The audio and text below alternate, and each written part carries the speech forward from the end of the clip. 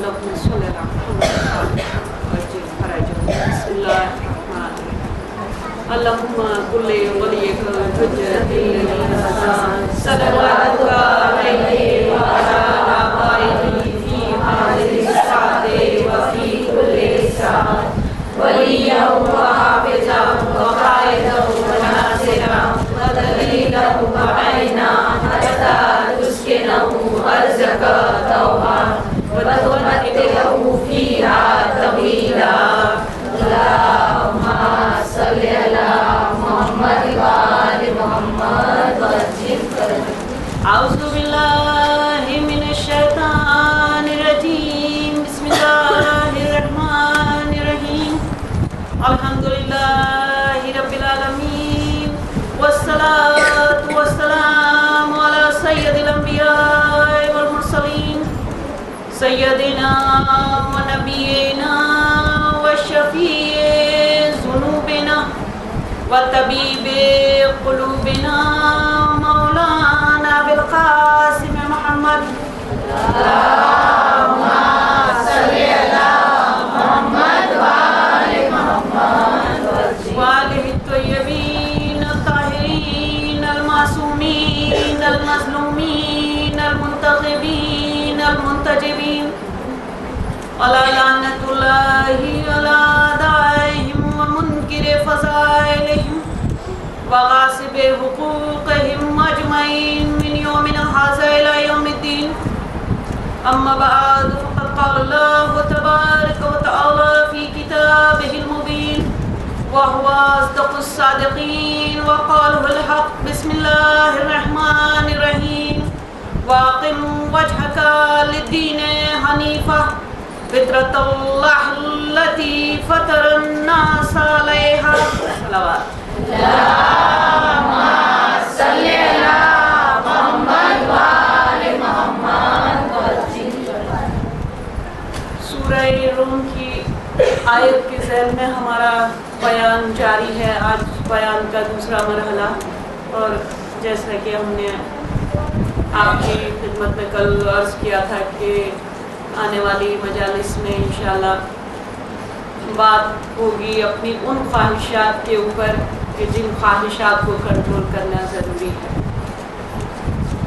کل ہم نے آپ کی خدمت میں عرض کیا تھا کہ اگر انسان کو پیدا کیا گیا ہے تو یہ ممکن نہیں ہے کہ اس کے پاس خواہش نہ ہو. اللہ نے اس کو خواہشات دے کر بھیجا ہے. اللہ نے خواہشات دے دی. اب ہماری ڈیوٹی یہ ہے کہ ہم خواہشات کو کنٹرول کریں، خواہشات کو اتنا نہ پنپنے دیں کہ وہ خواہشات ناجائز خواہش بن جائے. انسان کو اللہ نے بنایا ہی 3 چیزوں سے ہے. اگر اس میں سے ایک بھی چیز کم ہو جائے تو انسان کہلانے کے لائق نہیں ہے. گوشت اور ہڈیوں کا جب پتلا بن گیا تو اس کو جسم کہا گیا، فزیک. اور اس کے بعد اس جسم میں روح کو پھونکا گیا. 2 چیزیں. اور پھر جب وہ روح اور جسم یکجا ہو گئے، ایک جگہ ہو گئے، ٹوگیدر ہو گئے، تو پھر ان میں اللہ نے نفس کو رکھ دیا. اور اسی نفس کی وجہ سے ہمارے اندر خواہشیں پیدا ہوئی. اگر نفس نہ ہوتا تو خواہش بھی نہ ہوتی. نفس ہے تو خواہش ہے، نفس نہیں ہوتا تو خواہش نہیں ہوتی. یہ نفس ہے جس کی وجہ سے ہمیں کھانے کی خواہش ہوتی ہے. یہ نفس ہے جس کی وجہ سے ہمیں پینے کی خواہش ہوتی ہے. یہ نفس ہے جس کی وجہ سے ہمارے اندر غرور پیدا ہو جاتا ہے. یہ نفس ہے جس کی وجہ سے ہمیں اچھے سے اچھا پہننے کی خواہش ہوتی ہے.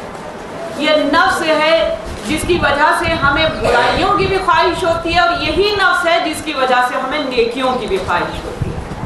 جب یہ نفس ہمیں برائی کی طرف لے کے جاتا ہے تو اس نفس کو نفس امارہ کہا جاتا ہے.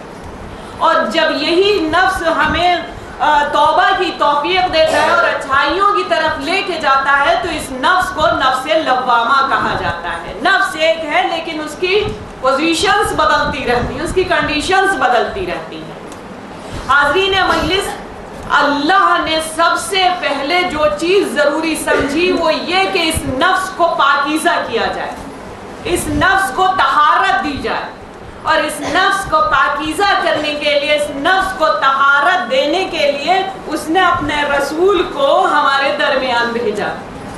اور صرف بھیجا نہیں بلکہ بھیجنے کے بعد اس نے بتا بھی دیا، اعلان بھی کر دیا کہ هو الذی بعث فی الامیین رسولا منہم یتلو علیہم ویزکیہم ویعلمہم الکتاب والحکمہ، کہ ہم نے امیین کے درمیان ایک رسول بھیجا، ایک رسول مبعوث کیا جو آیات کی تلاوت کرتا ہے اور ان کے نفسوں کو پاک کرتا ہے، اور اس کے بعد انہیں وَيُعَلِّمُهُمُ الْكِتَابَ وَالْحِكْمَةَ، انہیں حکمت کی اور کتاب کی تعلیم دیتا ہے.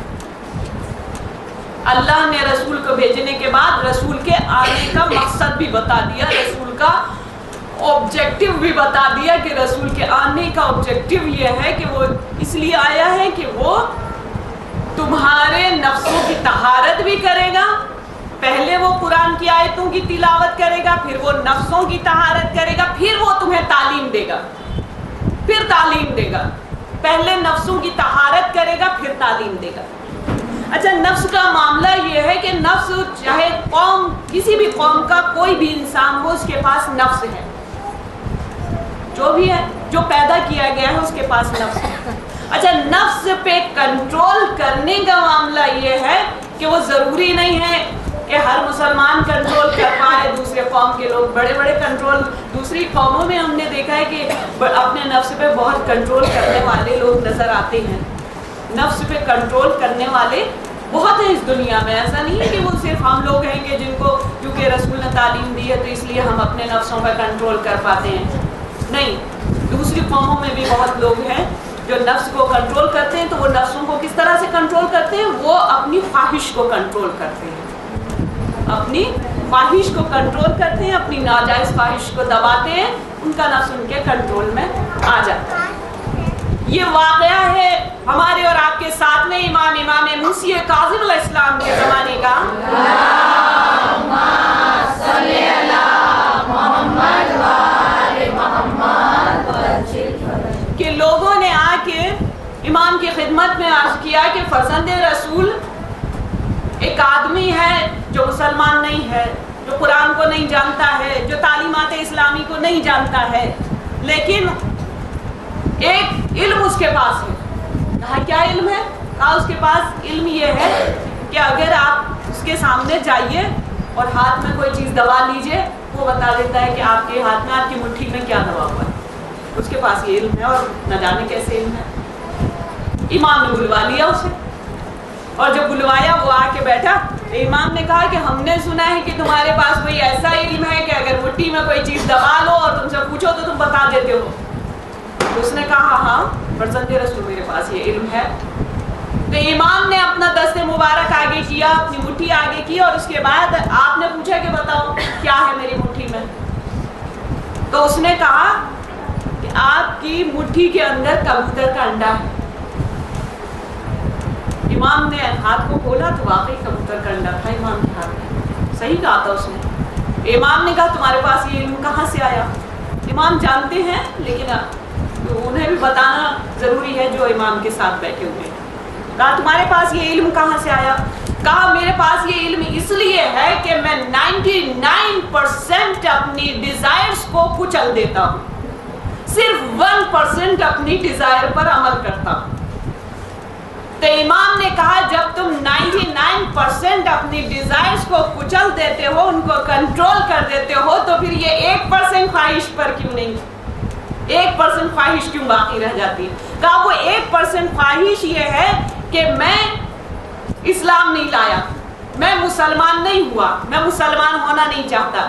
امام نے کہا کہ جب تمہارے اندر یہ طاقت ہے، اتنی بڑی قوت ہے کہ تم 99% اپنی خواہشوں پر قابو پا لیتے ہو، تو بہت اچھا ہے کہ اگر تم 100% اپنی خواہش پہ قابو پا لو اور تم کلمہ طیبہ پڑھ لو. امام کے کلام کا اثر تھا، اس نے کلمہ پڑھ لیا. امام کے کلام کا اثر تھا، اس نے کلمہ پڑھ لیا، اور اس کے بعد امام تشریف لے آئے. وہاں سے کچھ دن بعد وہ شخص پھر راستے میں امام کو ملا. تو امام نے کہا کیا حال ہے؟ کہا مولا وہ جو علم تھا وہ چلا گیا، مجھے علم تھا وہ چلا گیا. امام نے کہا کیا مطلب؟ کہا اب آپ ہاتھ آگے کر کے پوچھئے، میں نہیں بتا پاؤں گا۔ امام نے دست مبارک آگے کیا، پسینہ پسینہ ہو گیا، بتا نہیں پایا کہ ہاتھ میں کیا ہے، پسینہ پسینہ ہو گیا۔ کہا وہ علم میرے پاس سے چلا گیا۔ مولا جب میں قرآن کو ماننے لگا، جب میں اسلام کو ماننے لگا، جب میں اہل بیت کو ماننے لگا تو علم تھا میرے پاس سے، وہ چلا کیسے گیا؟ امام نے کہا علم گیا نہیں ہے، طاقت بڑھ گئی ہے، علم بڑھ گیا ہے، تیری قوت بڑھ گئی ہے کلمے کی وجہ سے۔ کہا اب وہ طاقت کیا ہے؟ کہا جب یہ پوزیشن تھی کہ جو ہاتھ میں ہوتا تھا وہ تو بتا دیا کرتا تھا، اب تیری پوزیشن یہ ہے جو تو بتا دے گا وہ میرے ہاتھ میں آ جائے گا، جو تو کہہ دے گا وہ ہاتھ میں آ جائے گا۔ ایک صلوات بھیجنا محمد اللہم صلی علی محمد وآل محمد۔ تو اگر کلمہ طیبہ پڑھنے کے بعد نفس کی طہارت کی جائے، نفس کو پاکیزہ کیا جائے تو پھر طاقت کتنی بڑھ جاتی ہے۔ اور اسی نفس کو پاک و پاکیزہ کرنے کے لیے ہمارے درمیان رسول آئے، اور رسول ظاہر بات ہے کہ خود آیت کلیئر کہہ رہی ہے کہ یتلو علیہم آیاتہ ہی، وہ آیات کو پڑھتا ہے، وہ یزکیہم، اس کے بعد وہ نفس کی طہارت کرتا ہے، وہ یعلمہم الکتاب والحکمہ، اس کے بعد وہ تعلیم دیتا ہے۔ پہلے آیات پڑھتا ہے، پھر نفس کی طہارت کرتا ہے، پھر وہ تعلیم دیتا ہے۔ کیوں بعد میں تعلیم دیتا ہے؟ کہا اس لیے تعلیم دیتا ہے کہ جب تک نفس کی طہارت نہیں ہوگی جب تک تعلیم سمجھ میں نہیں آئے گی۔ کہا جب تک تعلیم کا کوئی فائدہ نہیں ہوگا جب تک نفس پاکیزہ نہیں ہوں گے۔ نفس کو پاکیزہ کرنے کے لیے ضروری یہ، تعلیم کو دینے کے لیے ضروری یہ ہے کہ پہلے نفس کو پاکیزہ کیا جائے، نفس کی طہارت ہو جائے، تب تعلیم دی جائے، تبھی سمجھ میں آتی ہے۔ یہی وجہ ہے آج تعلیم ہے، نفس کی طہارت نہیں ہے۔ یوں باتیں سمجھ میں نہیں آتی، یوں قرآن سمجھ میں نہیں آتا، یوں احکامات شریعت سمجھ میں نہیں آتے، یوں اسلام سمجھ میں نہیں آتا کہ تعلیم ہے لیکن نفسوں کی طہارت نہیں ہے۔ تعلیم ہے، اتنی تعلیم ہے، ہر جگہ علم ہے، ہر جگہ علم، اتنے انسٹیٹیوٹس، اتنی یونیورسٹیز، اتنے کالجز، صرف گورنمنٹ نہیں، پرائیویٹ کالجز اس اسکیل پہ کھل رہے ہیں کہ جن کے پاس پیسہ ہے وہ پیسہ پھینک تماشا دیکھ والی کنڈیشن ہے کہ اب کمپٹیشنز کوالیفائی کرو یا مت کرو، ایڈمیشن تو تمہیں مل ہی جائے گا، اس لیے کہ ہماری جیب میں پیسہ ہے۔ جگہ جگہ کالجز کھل رہے ہیں، engineering colleges, I T colleges, جگہ میڈیکل کالجز اتنے کھل گئے ہیں کہ اب تعلیم کہیں کوئی کمی نہیں رہی۔ ایک زمانہ وہ تھا کہ جب 100% لوگوں میں سے 99% لوگ جو تھے وہ جاہل، 90% لوگ جاہل ہوا کرتے تھے، 10% لوگ پڑھے لکھے ہوتے تھے۔ یہ وہ زمانہ ہے جب 10% لوگ جاہل ہیں اور 90% لوگ پڑھے لکھے ہیں، اتنی تعلیم ہے ہر طرف۔ تو جب تعلیم ہے تو پھر گناہوں کو کم ہونا چاہیے، تعلیم ہے تو غیبت نہیں ہونی چاہیے، تعلیم ہے تو کرپشن نہیں ہونا چاہیے، تعلیم ہے تو جھوٹ نہیں ہونا چاہیے، تعلیم ہے تو گمراہی نہیں ہونی چاہیے۔ لیکن ہم دیکھتے ہیں جتنی تعلیم بڑھتی جا رہی ہے اتنا جھوٹ بڑھتا جا رہا ہے، جتنی تعلیم بڑھتی جا رہی ہے اتنا کرپشن بڑھتا جا رہا ہے، جتنی تعلیم بڑھتی جا رہی ہے اتنا بدگمانیاں بڑھتی جا رہی ہیں، جتنی تعلیم بڑھتی جا رہی ہے اتنے گناہ بڑھتے جا رہے ہیں۔ تو وجہ کیا ہے؟ کل تعلیم کم تھی، گناہ کم تھے، آج تعلیم زیادہ ہے، آج گناہ زیادہ ہیں۔ کیا وجہ ہے؟ کہا کل تعلیم کم تھی لیکن طہارت زیادہ تھی، آج تعلیم زیادہ ہے طہارت کم ہے، اس وجہ سے گناہ زیادہ ہو رہے ہیں۔ اتنی تعلیم ہونے کے باوجود بھی گناہ زیادہ ہو رہے ہیں۔ تو اب کیا کیا جائے؟ کہا نفسوں کو پاک کیا جائے۔ اگر نفس پاک نہیں ہوں گے تو پھر تعلیم سمجھ میں نہیں آئے گی۔ تعلیم سمجھنے کے لیے ضروری ہے کہ نفس پاک ہو۔ یہی وجہ ہے کہ نفس پاک نہیں ہے تو تعلیم کا کوئی اثر نظر نہیں آ رہا ہے، کہ تعلیم ہو رہی ہے، تربیت نہیں ہو پا رہی ہے۔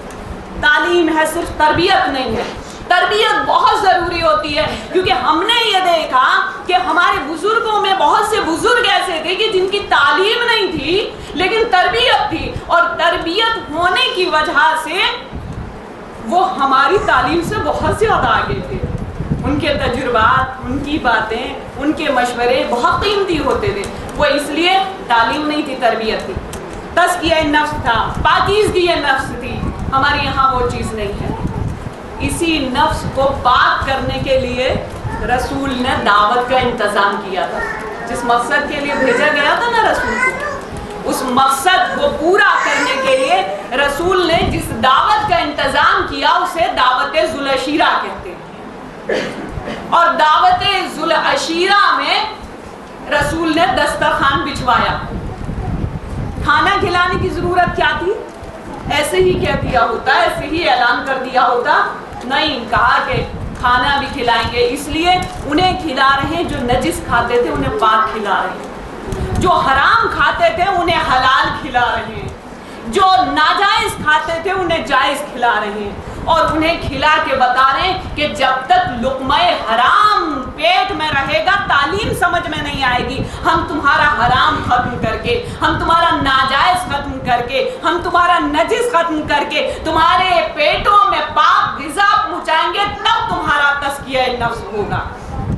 تو تزکیہ نفس اور طہارت نفس کے لیے دو چیزیں ضروری ہیں. ایک تو تعلیم کے ساتھ تربیت ضروری ہے، دوسرے یہ کہ پیٹ میں لقمہ نجس نہ ہو، نجس لقمہ پیٹ میں جانے نہ پائے، ناجائز لقمہ پیٹ میں جانے نہ پائے، حرام لقمہ پیٹ میں جانے نہ پائے. اور لقمہ نجس بہت طرح کے ہوتے ہیں. لقمہ حرام وہ لقمہ بھی نجس ہے جو بغیر خون سے نکالے ہوئے پیٹ میں چلا جائے، جو بغیر زکات دیے ہوئے پیٹ میں چلا جائے، وہ لقمہ بھی لقمہ نجس ہوا کرتا ہے. وہ لقمہ بھی لقمہ حرام ہے جو کسی بیوہ اور کسی یتیم کا مال چھین کے کھا لیا جائے، وہ لقمہ لقمہ حرام ہے. اور وہ لقمہ لقمہ نجس ہے جو اپنے یہاں اتنی نعمتیں ہونے کے باوجود بھی میکڈونلڈ میں بیٹھ کے کھا لیا جائے، جو KFC میں بیٹھ کے کھا لیا جائے، جو ایپیکس میں بیٹھ کے کھا لیا جائے. کیوں کھا لیا جائے؟ اس لیے کہ وہ اسٹیٹس سمبل ہے. اسٹیٹس سمبل ہے نا. اچھا لگتا ہے یہ کہنے میں، رات کو بچوں کو لے کے ہم KFC گئے تھے، رات تک میکڈونلڈ میں لے کے گئے تھے. اب کیا ضرورت ہے یہ دیکھنے کی کہ جھٹکے کا تھا یا ذبیحہ تھا؟ یہ دیکھنے کی ضرورت رکھتی نہیں ہے. اسٹیٹس سمبل ہے نا. بہت ضروری ہے کہ میکڈونلڈ سے کھایا جائے، پیٹ میں نجس لقمہ آ جائے.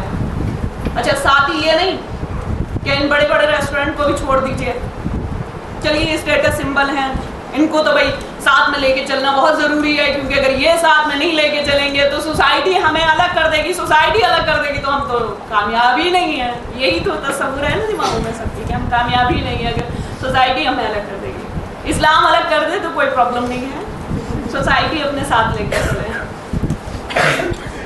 اب کیا ہے کہ چلیے ان بڑے بڑے ریسٹورینٹ کو چھوڑ بھی دیجیے، تب بھی کیونکہ دوستوں کو خوش کرنا ہے، سہیلیوں کو خوش کرنا ہے، پڑوسیوں کو خوش کرنا ہے، اس لیے مشرک کا کھا لو، مشرک کا کھا لو، نجس کافر کا کھا لو. کافر کی غذا پیٹ میں پہنچ جائے. رسول کہہ رہے ہیں تزکیہ نفس ہوگا ہی نہیں، طہارت نفس ہوگا ہی نہیں. حاصل کیا جاؤ تعلیم، ڈگریاں لیے جاؤ، لیتے رہو ڈگریاں، لیکن تزکیہ نفس تو تمہارا ہونے والا نہیں ہے. تعلیم ہوگی، تربیت نہیں ہوگی. اس لیے نہیں ہوگی کہ تمہارے پیٹوں میں نجس لقمہ چلا گیا ہے. اسلام کوئی آرتھوڈاکس مذہب نہیں ہے، اسلام میں تعصب کا نام بھی نہیں ہے. اگر اسلام کہہ رہا ہے کہ مشرک کا نہ کھاؤ تو اس کا مطلب یہ نہیں ہے کہ اسلام کسی سے تعصب کرتا ہے. نہیں، اگر اسلام نے کسی بات کے لیے منع کر دیا ہے تو اس کی سائنٹیفکلی ریزن ہوتی ہے، اور وہ بعد میں ریسرچ کر کے وہ سامنے آتی ہے. جو باتیں اسلام 1400 سال پہلے کہہ چکا ہے، آج سائنٹسٹ اسی بات کو کہہ رہا ہے. آج سائنٹسٹ اسی بات کو لے کے چلا رہا ہے. کیا کہا؟ اسلام نے کہا اگر کتا پلیٹ کو چاٹ جائے تو کہا کہ اسے مٹی سے مانجو، ہر نجاست صابن سے دور ہو جائے، ہر نجاست ویم بار سے دور ہو جائے، ہر نجاست راکھ سے دور ہو جائے. لیکن کتے کی چاٹی ہوئی پلیٹ اسلام نے کہا راکھ سے نہیں، مٹی سے مانجو. جب سائنس نے ریسرچ کی تو پتہ چلا کہ مٹی میں کچھ ایسے کیمیکلز ہیں اور کتے کی رال میں کچھ ایسے جراثیمز ہیں کہ جنہیں مٹی کے کیمیکلز ہی کل کر سکتے ہیں. کتے کی لگی ہوئی رال کے جراثیم ہٹ نہیں سکتے جب تک کہ اس کو مٹی سے مانجھا نہ جائے. راکھ سے اس لیے مانجنا ٹھیک نہیں ہے کہ راکھ میں وہ جراثیم کل ہو چکے ہوتے ہیں، وہ جراثیم مر چکے ہوتے ہیں. لہذا کہا پہلے مٹی سے مانجو اور مٹی سے مانجنے کے بعد میں اسے پاک کرو. اسلام نے جو بات 1400 اگر اسلام کہہ رہا ہے کہ لقمہ نجس نہ کھاؤ، مشرک کا نہ کھاؤ، اس کا مطلب یہ نہیں ہے کہ اسلام میں تعصب ہے. نہیں، اسلام اس لیے یہ کہہ رہا ہے کہ یہ تمہارے خون کے لیے مضر ہے، یہ تمہارے تربیت کے لیے نقصان دہ ہے، یہ تمہارے جسم کے لیے نقصان دہ ہے. اگر ہم کہہ رہے ہیں کہ جو کلمہ طیبہ نہیں پڑھتا اس کا نہ کھاؤ، تو اس کا اثر تمہاری نسلوں میں آ جائے گا. اگر ہم منع کر رہے ہیں تمہاری پرورش ویسی نہیں رہے گی جیسی ہونی چاہیے. آج ہر ماں کو یہ شکایت ہے بچے کہنا نہیں مانتے، بچے کہنا نہیں سنتے، بچے بے روی ہو گئے ہیں، بچے پابند صوم و صلاۃ نہیں ہے. ہر ماں کو یہ شکایت ہے. تو کیوں یہ شکایت ہے؟ اس لیے شکایت ہے اسلام کہہ رہا ہے کہ لقمہ نجس پیٹ میں نہ جانے دو.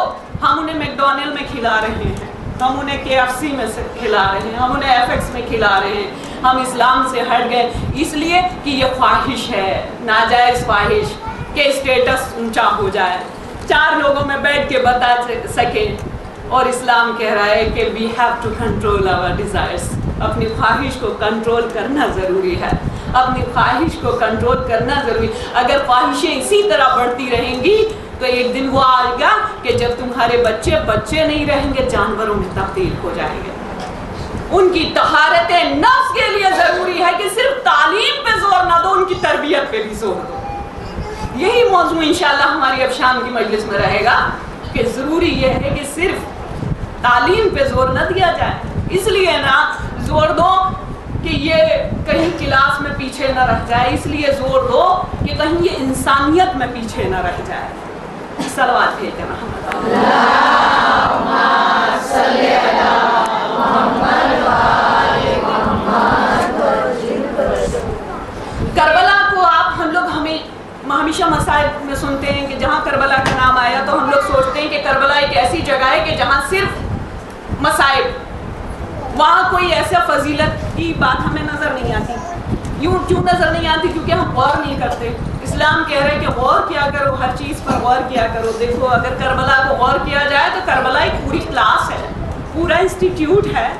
کربلا ایک پورا کالج ہے آپ کی تعلیم کے لیے اور تربیت کے لیے. کربلا صرف 24 گھنٹے اگر عاشور کے لیے جائیں تو ہر قدم پہ کربلا میں تعلیم دی گئی ہے. آپ سمجھتی ہیں کہ کربلا میں صرف شہادت دی گئی ہے؟ میں سمجھتی ہوں کہ کربلا میں ہر اٹھتے ہوئے قدم کے ساتھ تعلیم دی گئی ہے، ہر اٹھتے ہوئے قدم کے ساتھ تربیت دی گئی ہے. جس وقت کے سامنا ہوا ہے فوج یزید کا اور امام علیہ السلام کا، تو امام نے اس وقت کیا کہا تھا فوج یزید سے؟ کہا تھا کیونکہ میں حجت خدا ہوں، میری ڈیوٹی یہ ہے کہ میں تمہاری ہدایت کروں، تو میں تمہاری ہدایت کر رہا ہوں، مگر مجھے معلوم ہے کہ تمہارے اوپر اس ہدایت کا اثر ہونے والا نہیں ہے. تو ادھر سے کہا گیا کیوں فرزند رسول؟ وجہ کہا وجہ یہ ہے کہ تمہارے پیٹوں میں نجس غذا ہے، تمہارے پیٹوں میں حرام غذا ہے، اس لیے میں کتنی بھی تمہاری ہدایت کر لوں تم پہ اثر ہونے والا نہیں ہے. حاضرین مجلس، امام نے یہ بتایا کہ جب پیٹوں میں نجس غذا ہوتی ہے، جب پیٹوں میں حرام غذا ہوتی ہے، جب پیٹوں میں ناجائز غذا ہوتی ہے، تب نہ بزرگوں کی نصیحت کام کرتی ہے، نہ رسولوں کی نصیحت کام کرتی ہے، نہ اسلام کی نصیحت کام کرتی ہے، نہ استادوں کی نصیحت کام کرتی ہے. نصیحت جب ہی کام کرے گی جبکہ شکم بھی پاک ہو اور نفس بھی پاک ہو. ایک صلوات بھیجیں. اللہم صلی علی محمد و آل محمد. 5 پنجتان، 12 امام، 14 معصوم علیہ السلام پر باواز بلند صلوات. اللہم صلی علی محمد و آل محمد.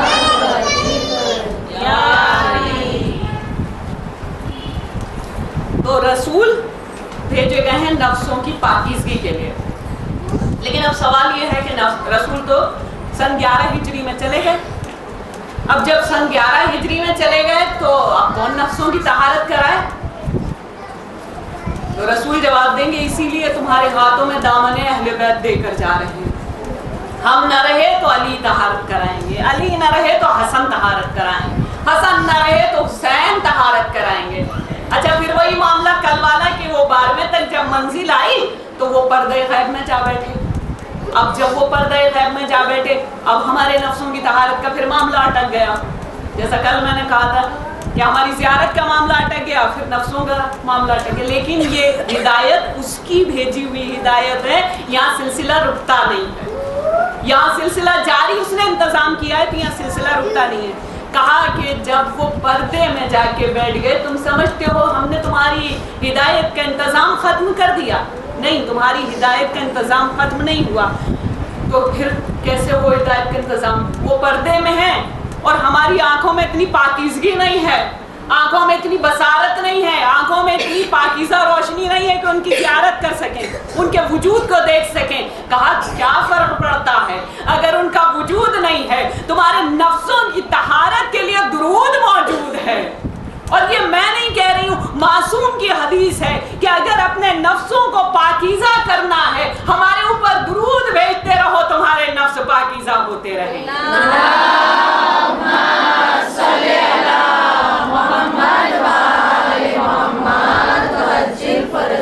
کہا ہمارے اپنے نفسوں کی پاکیزگی کے لیے بہترین طریقہ کیا ہے؟ معصوم کی حدیث ہے، بہت درود پڑھا کرو، جتنا درود پڑھو گے. لیکن ساتھ ہی پھر میں وہ کہوں گی اور آخر تک انشاءاللہ کہتی رہوں گی، کنسنٹریشن. جب کہہ رہے ہوں اللہم صلی علی محمد و آل محمد، تو پتہ ہونا چاہیے زبان پہ جاری کرنے کا ثواب ہے، لیکن کمپلیٹ ثواب جب ملے گا جب یہ پتہ ہو کہ کس سے کہہ رہے ہیں اور کس کے لیے کہہ رہے ہیں. درود ہے کیا؟ یہ درود ایک دعا ہے، اور دعا کیا ہے کہ خدا بندہ رحمت نازل کر دے محمد و آل محمد علیہ السلام کے اوپر. تو جب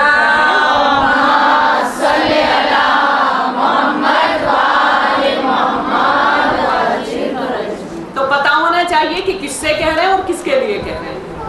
تو اچھا یہ بتائیے کہ اگر محمد و آل محمد علیہ السلام پر رحمت نازل ہو گئی تو ہمیں کیا فرق پڑے گا؟ ہمیں کیا ملنے والا ہے؟ بھائی رحمت ادھر نازل ہو رہی ہے اور ہم کیوں کہتے رہیں؟ ہمارے نفسوں کی کیسے طہارت ہو جائے گی کہ رحمت نازل کر دے، رحمت نازل کر دے؟ کہاں ملے گا تمہیں؟ ملے گا. اور یہ مثال دنیا سے سمجھ لو. بجنور ہے میری سسرال، جب بجنور کبھی جاتی ہوں وہاں پر تو یہ ہوتا ہے کہ کبھی ایک دم سردی بڑھ گئی، کبھی ایک دم گرمی پڑنے لگی. جب سردی بڑھ جاتی ہے تو میں پوچھتی ہوں لوگوں سے کہ اتنی ایک دم سے سردی کیسے یہ کولڈ ویو ایک دم سے کیسے آ گئی؟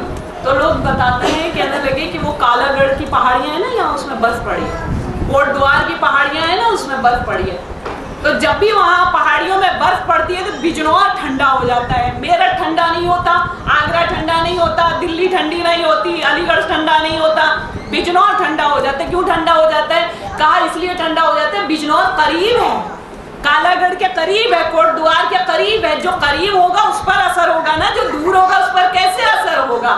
تو اب ہم دعائے رحمت کرتے ہیں، رحمت ادھر نازل ہوتی ہے. جب ہم ان کے قریب ہوں گے اہل بیت کے، رحمت ادھر نازل ہو رہی ہوگی، اثر ہمارے اوپر ہو رہا ہوگا، اثر ہمارے اوپر ہو رہا ہوگا. تو اس لیے حاضرین مجلس دعائے رحمت کرتے ہیں، خدا بندہ ان پر رحمت نازل کر دے تاکہ ان پر رحمت نازل ہو تو ان کے سائے رحمت میں ہمارے نفسوں کی طہارت ہو جائے، نفسوں کی طہارت، نفس پاکیزہ ہو جائے.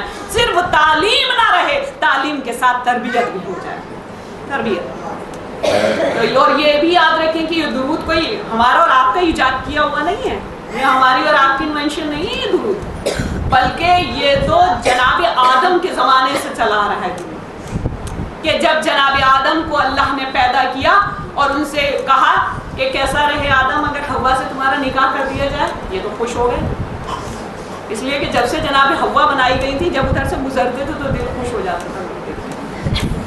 وہ بہت دن سے تمنا تھی، کہنے لگے پروردگار اس سے اچھی کوئی بات نہیں ہے کہ حوا سے نکاح ہو جائے. کہنے مہر کیا دو گے؟ میں کیا دوں گا مہر؟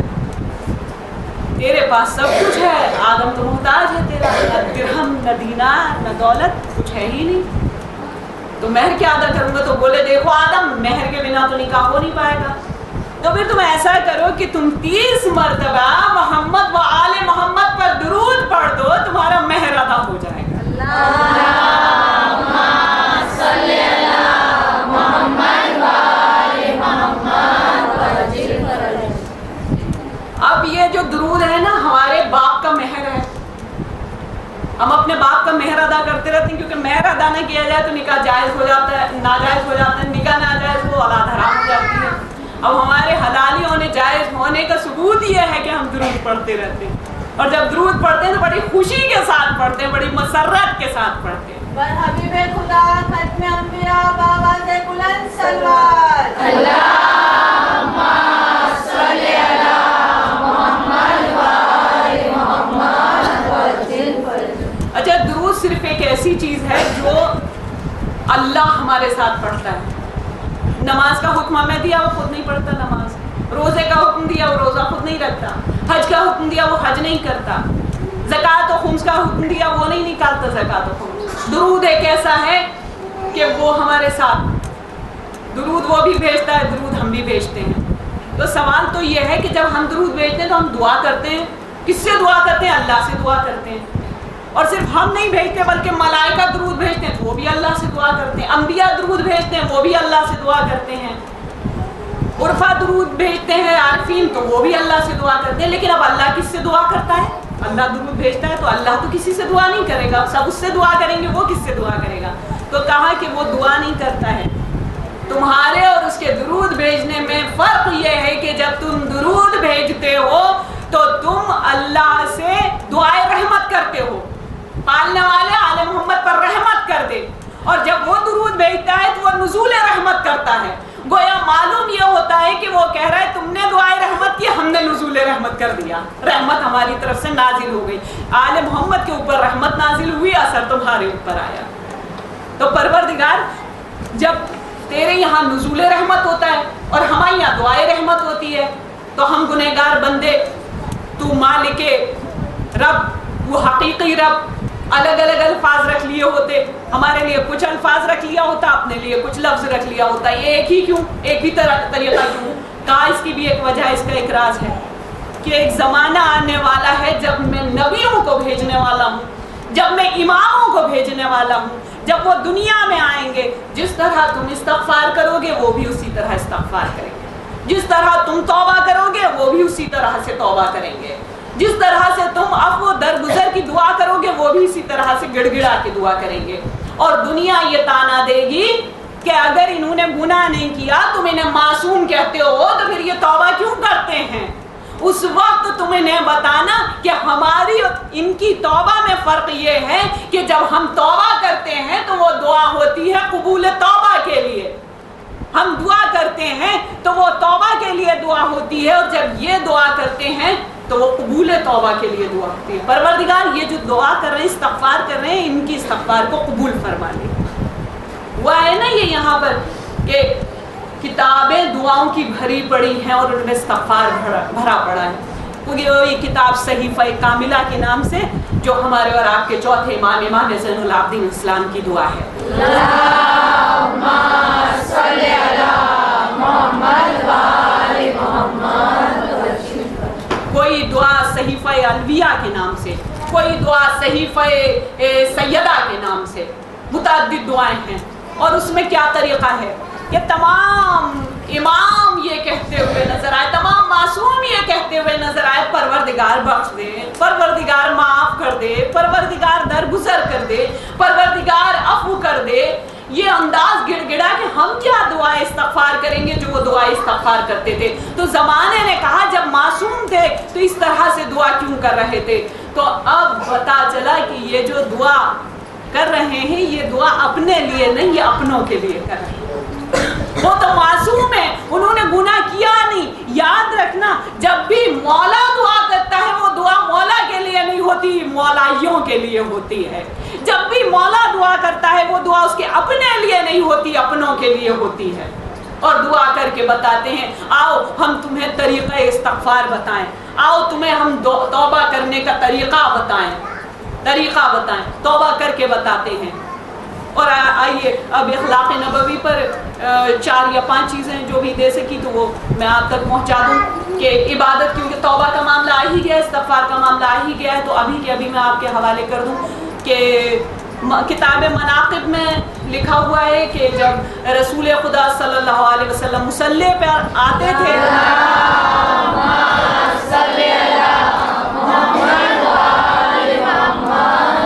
تو اس طرح سے گریا کرتے تھے کہ مصلی گریے سے تر بتر ہو جاتا تھا، اتنا گریا کرتے تھے، استغفار کے وقت کے مسلح گریہ سے ان کے تربتر ہو جاتا تھا. کیونکہ بات استغفار کی ہو رہی ہے تو ہم معصوم نبی کے استغفار کی بات آپ کو بتا دیں کہ کیا طریقہ ہونا چاہیے. ہم اتنے گناہ کر کے بھی کتنا استغفار کرتے ہیں اور کیا طریقہ ہوتا ہے کہ استغفار ادھر کر رہے ہوتے ہیں, ذہن ادھر لگا ہوا ہوتا ہے. یعنی ایک گناہ کی توبہ ہو رہی ہے, دوسرے ذہن گناہ کی طرف, کسی کی غیبت کی طرف, کسی کی برائی کی طرف ذہن لگا ہوتا ہے. یہ ہمارا طریقہ استغفار ہوتا ہے. نبی کے استغفار کے لیے کتاب مناقب میں لکھا ہوا ہے کہ جب استغفار کرتے تو مسلح تر ہو جاتا تھا. اور اس کے بعد مولائے کائنات سے مروی روایت ہے مولائے کائنات سے کہ جب استغفار کرتے تھے تو استغفار کرنے کے بعد اتنا روتے تھے کہ بے ہوش ہو جاتے تھے. اور جب لوگ کہتے تھے کہ یا رسول اللہ نے آپ کے پچھلے اور آگے کے ساری گناہوں کو معاف کر دیا, یہ وہ لوگ ہیں جنہیں نبی کی معرفت نہیں, وہ کہہ رہے ہیں ورنہ نبی گناہ کرتا ہی نہیں ہے, نبی سے معصیت نہیں ہوتی ہے.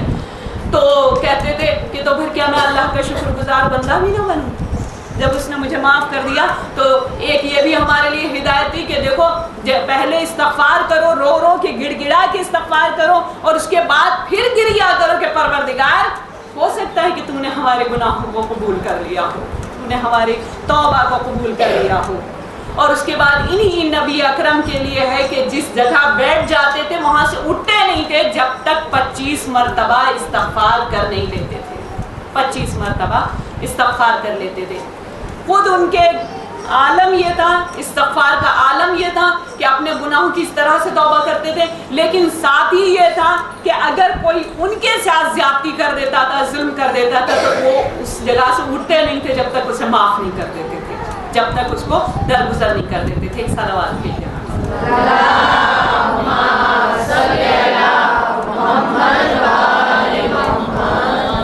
تو معصوم کا استغفار کبھی معصوم کے لیے نہیں ہوتا, کبھی اپنے لیے نہیں ہوتا, اپنوں کے لیے ہوتا ہے.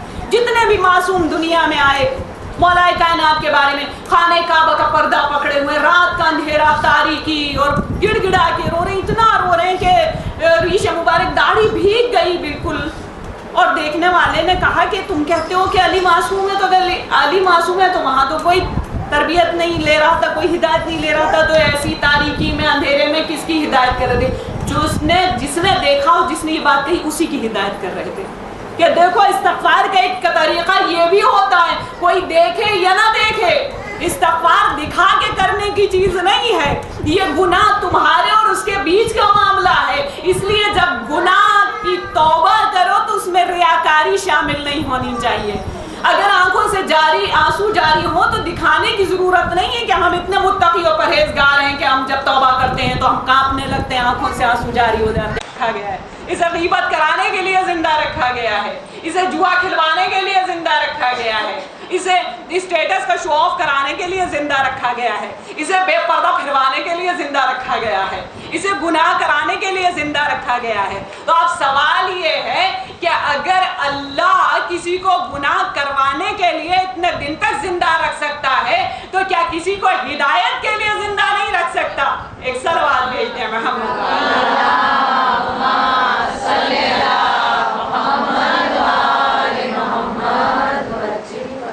کبھی بھی دنیا ہدایت سے خالی رہ نہیں سکتی, اس لیے کہ دنیا جب گنہگاروں سے خالی نہیں ہے تو پھر ہدایت سے خالی کیسے ہو جائے؟ اس نے تزکیہ نفس کا انتظام کیا ہے, طہارت نفس کا انتظام کیا ہے. ہمارے لیے ضروری یہ ہے کہ اپنی خواہشات کو کنٹرول کرتے ہوئے تزکیہ نفس کی طرف راغب ہو جائیں. تزکیہ نفس ضروری ہے, طہارت نفس ضروری ہے. اور طہارت نفس کے لیے معصوم نے کہا کہ اگر کچھ بھی نہ کر سکو تو ہمارے اوپر درود پڑھتے رہو, محمد و آل محمد علیہ السلام پہ درود پڑھتے رہو. وہ محمد و آل محمد علیہ السلام کے جن کے لیے امام شافعی نے کہا کہ اگر آپ کے اوپر درود نہ بھیجا جائے تو نماز قابل قبول ہی نہیں ہے.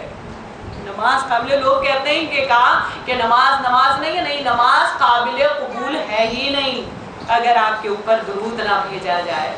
یہ ہستیاں وہ ہیں کہ جن جو قابل درود ہیں, قابل صلوات ہیں. اس لیے حاضرین مجلس اسلام میں عظیم قربانیاں دینے والی ہستیاں, آج 2 محرم, اور یہ دن وہ ہیں کہ جب یہ کہنے کی ضرورت نہیں پڑتی کہ فاطمہ کا گھر برباد ہو گیا, صرف اتنا کہہ دینا کافی ہو جاتا ہے کہ آج محرم کی 2 تاریخ ہو گئی، آپ کے ذہنوں میں فوراً آ جاتا ہے کہ یہ وہ تاریخ ہے جب میرا امام اپنا چھوٹا سا قافلہ لیے ہوئے کربلا میں اترا تھا۔ 26 رجب تھی کہ جب ولید نے امام کو اپنے دربار میں طلب کیا تھا۔ 26 رجب تھی، امام دربار سے واپس آئے تو آ کے جناب ثانیہ زہرا کو گھر میں بلوایا اور بلوا کے کہا کہ ولید نے ہم سے بیعت طلب کی ہے، یزید نے ہم سے بیعت طلب کی ہے، اسی لیے ولید نے ہمیں دربار میں بلایا تھا۔ کہا بھیا پھر آپ کا کیا ارادہ ہے؟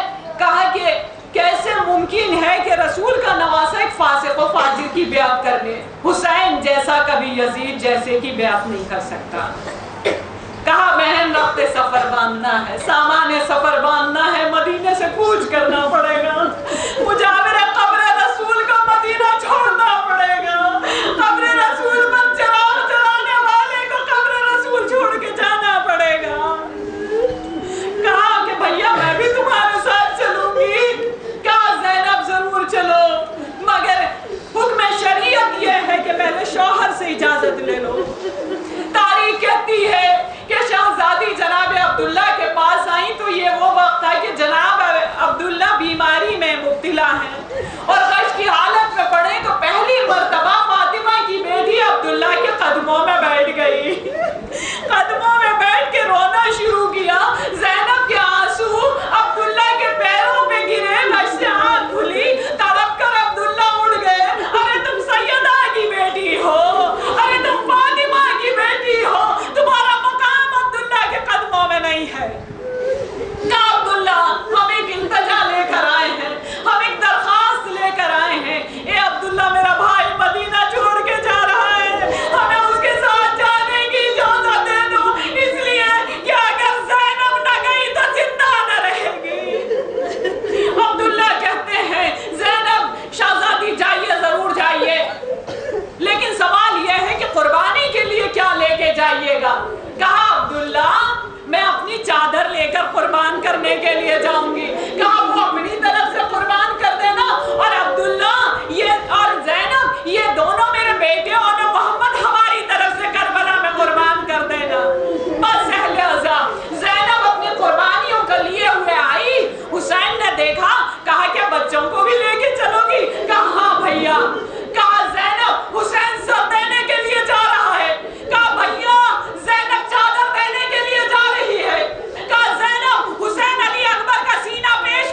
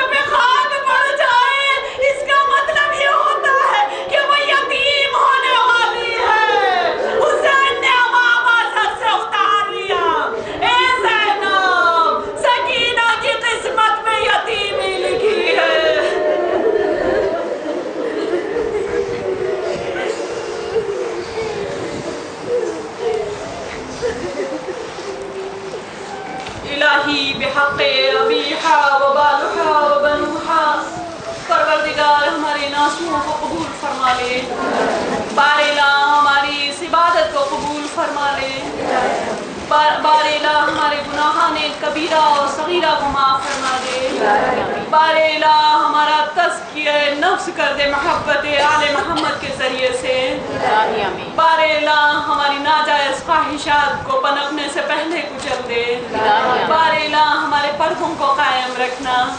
बार इला सज़ादारी को कायम रखना। बार इला हमारी औरतों की गोदों को भरे रखना। बार इला जिनका रिस्क तंग है उनकी रिस्क में वसअत अता फरमा दे। बार इला जो बीमार हैं उन्हें शिफाए कुल्ली और आजिल अता फरमा दे। बार इला हमारी जिस्मानी बीमारियों के साथ हमारी रूहानी बीमारियों को भी दूर फरमा दे। बार इला अलम कुफ्र को सरनगू कर दे। अलम इस्लाम को सर बुलंद कर दे। फर्जंदे फातिमा के ज़ुहूर में ताजील फरमा दे और हमें उनके नासिर और मददगार में शुमार फरमा दे।